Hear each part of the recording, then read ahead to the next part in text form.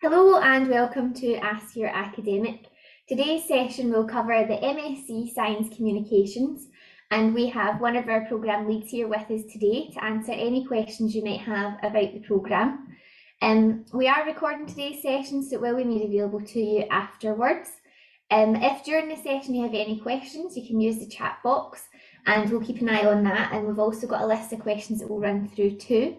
If after the session you have any further questions, you can contact the programme administration team, and that email address can be found on the programme webpage on the website near the top in the blue box. If you've got any questions specific to your application or funding, I'll pop some helpful links into the chat box for you to pick up on with those.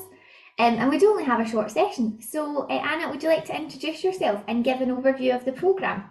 Yes, absolutely. My name is Ana Costa, so I'm one of the program leads alongside Leslie Graham, who can't be here today, but she would love to meet everyone at some point. The program came about when we realized through talking to students that not everyone in science wants to pursue a lab career, so going into either academia or industry. And a lot of people just didn't realize that there's more options out there, and they'd like to see training available so that they can pursue different careers within science, but without being in a lab. So we started designing this program that includes a lot of writing.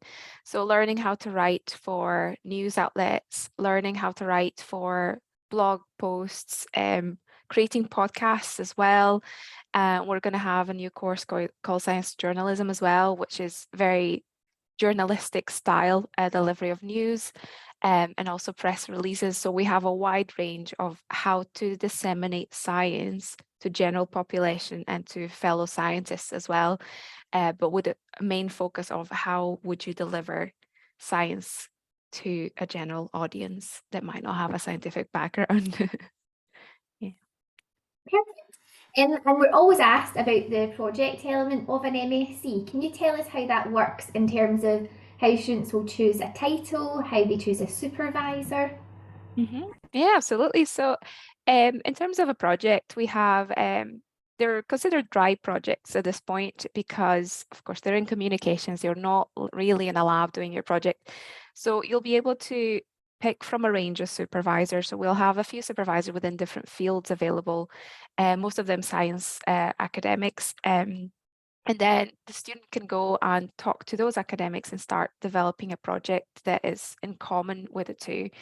The idea behind the projects is that you're going to do a literature review, so learn about the topic and learn write a traditional report, as you would in any of the other masters that are more scientific. But you also prepare dissemination strategies of that science that you've just learned to a general audience. So the student can decide with their supervisor whether they want to do it via podcasts, via news outlets like a journalistic piece, or Twitter feeds, or whatever you would like to use to deliver your science. So it's a report that's a literature review followed by a dissemination strategy to a general audience on that topic of choice. Sounds really interesting. And how will the different courses be assessed throughout the year? So the different courses, there's a range of assessments. We try to freshen things up and make some original assessments there. So we have assessments from recording a podcast with a partner, so two people recording a podcast.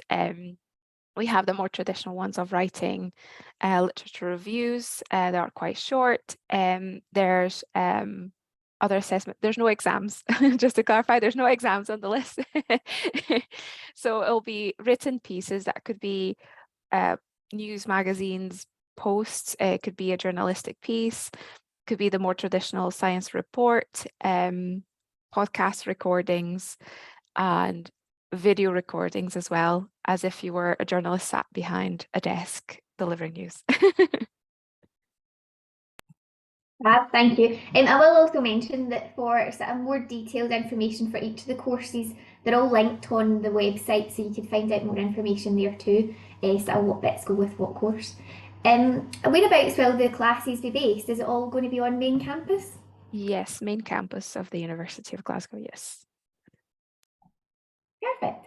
And is there anything students can do before they start their studies in September just to prepare themselves for the programme?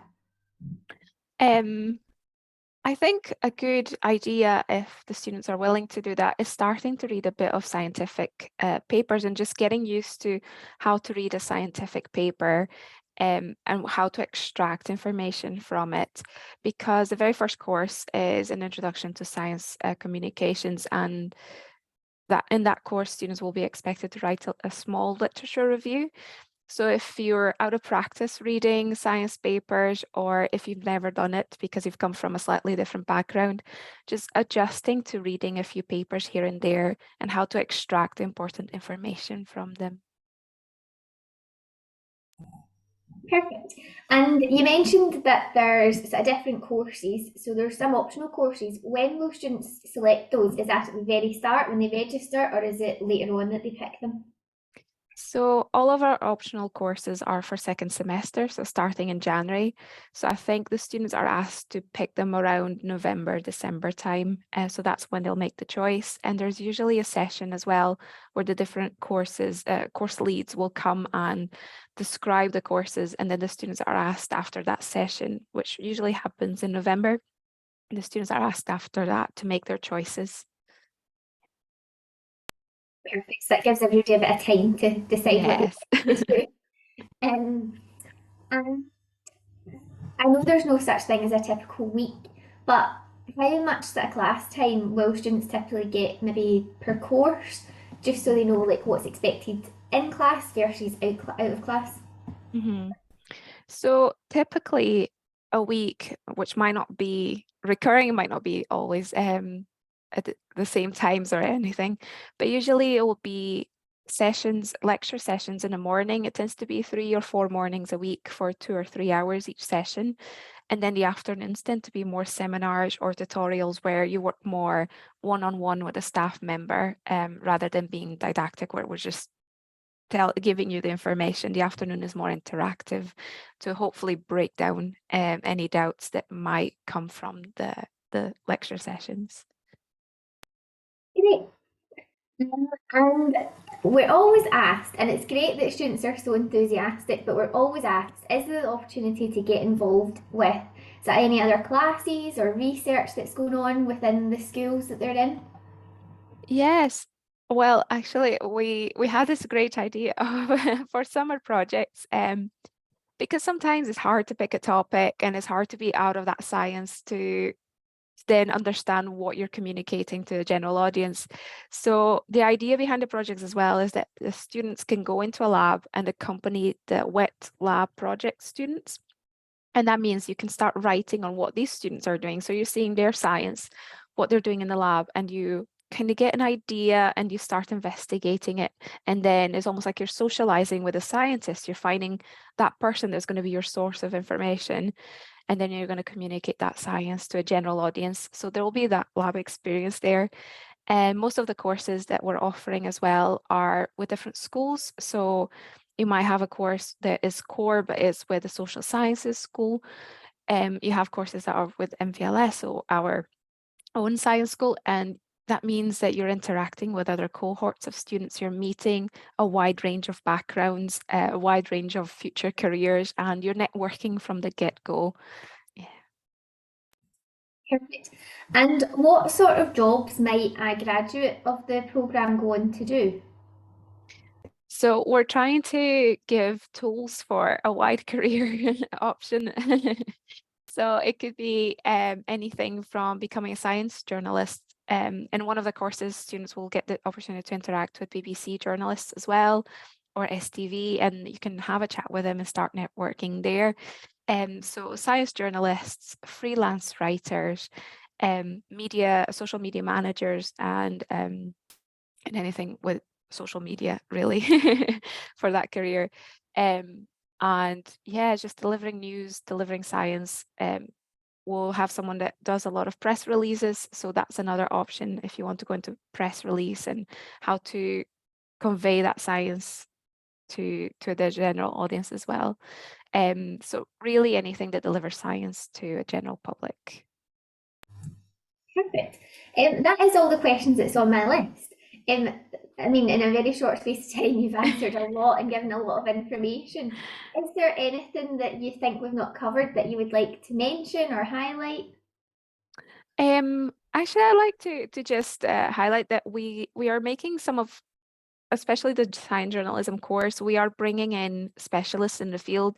So it's an external course that's delivered by people who are out there, not really university staff. And that course, I find it's going to be so interesting, just delivering that bit more of information from someone who's out there, who's doing this on a day-to-day, and that has an amazing career coming in to talk to us about how to do it all. So that course alone, I think, is really worth attending. That's science journalism in the first semester, which will be core for this program. And yeah, I just really want to sell that course because I'm so interested in it. It's just interacting with BBC journalists and so on. It's going to be amazing. Yeah, I suppose it's also a good way of sort of maybe thinking about your career after too. Like, oh, that sounds really interesting. I might sort of look to do that. Um, well, yeah, and I think that's everything. So thanks very much for taking time out of your busy day and chatting to us.